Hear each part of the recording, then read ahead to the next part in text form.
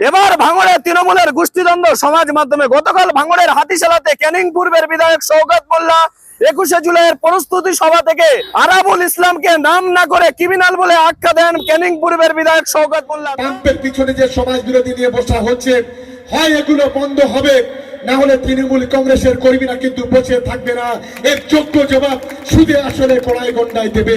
তারপরে আরাবুল ইসলামকে নাম না করে কিন্তু ক্রিমিনাল বলে আখ্যা দেন। যে পাম্পের পিছনে যেসব কর্মী সমর্থকেরা এবং যে ক্রিমিনাল গুলো ওঠা বসা করছেন তাদেরকে তৃণমূল কংগ্রেসের কর্মী সমর্থকেরাই সোজা করে দেবেন, এমনটাই কিন্তু হুঁশিয়ারি দেন ক্যানিং পূর্বের বিধায়ক শওকত মোল্লা। তারপরে আরাবুল ইসলামের সুপুত্র হাকিমুল ইসলাম ইতিমধ্যে ফেসবুক পোস্ট করছেন যে ক্রিমিনালকে সারা ভাঙড় কেন সারা বাংলার মানুষ জানে, নাম না করে শওকত মোল্লাকে একেবারে ক্রিমিনাল বলে আখ্যা দিলেন আরাবুল ইসলামের সুপুত্র হাকিমুল ইসলাম। এই নিয়ে একেবারে বলা যেতে পারে তৃণমূলের গোষ্ঠীদ্বন্দ্ব কিন্তু সমাজ মাধ্যমে। তাহলে কি ভাঙড়ে আবারও আরাবুল বনাম শওকতের গোষ্ঠীদ্বন্দ্ব প্রকাশ্যে এলো? তাহলে কি এই ফেসবুক পোস্ট শওকত মোল্লা বলছেন আরাবুল ইসলামকে ক্রিমিনাল নাম না করে, এবং আরাবুল ইসলামের সুপুত্র হাকিমুল ইসলাম নাম না করে শওকত মোল্লাকে ক্রিমিনাল বলছেন? তাহলে কি সমাজ মাধ্যমে কি একেবারে গোষ্ঠীদ্বন্দ্ব কিন্তু প্রকাশ্যে